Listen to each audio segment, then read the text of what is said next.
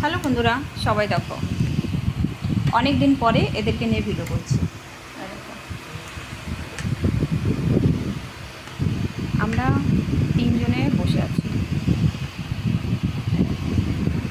ও লুকাচ্ছে তোমাদের দেখে, কিন্তু ভিডিও করার খুব শখ। বলো তোমরা কেমন আছো? আমরা ভালো আছি। তুই বল, হ্যালো বল, হ্যালো। হ্যালো বল।